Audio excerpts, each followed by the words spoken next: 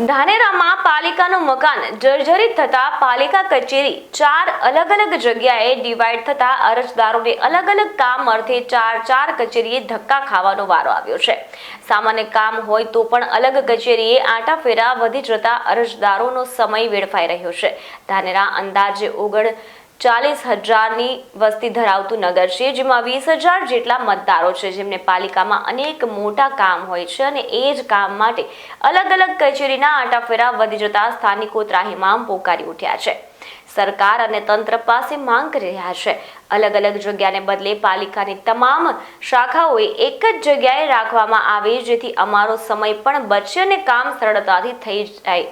પાલિકા કચેરી મકાન જર્જરિત થતા પાલિકાએ નવીન મકાન માટે જમીનની માંગણી કરતા ધાનેરા નાયબ કલેક્ટર કલ્પેશભાઈ ઉનડકર પણ એક્શનમાં આવ્યા છે।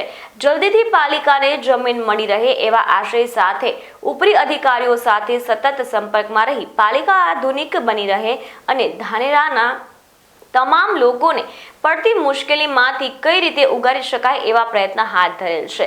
નાયબ કલેક્ટર દ્વારા પાલિકાને એક જગ્યાએ લાવવા માટે સતત ફાઇલો સરકાર અને ઉપરી તંત્ર સુધી પહોંચાડીને આધુનિક પાલિકા બને એ દિશામાં સતત કાર્યરત જોવા મળી રહી છે।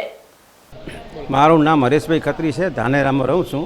અમારે જન્મનો દાખલો લેવા માટે નગરપાલિકામાં હું આવ્યો તો મને કે તમે સિવિક સેન્ટરમાં જાઓ, સિવિક સેન્ટરમાં અને ચીફ ઓફિસરને મળવાનું કામ હતું કે તમે અર્બન સેન્ટરમાં જાઓ। મેં કીધું ભાઈ આવું કેમ, અમને વારે ઘડી અલગ અલગ જગ્યાએ ધક્કા ખવડાવો છો?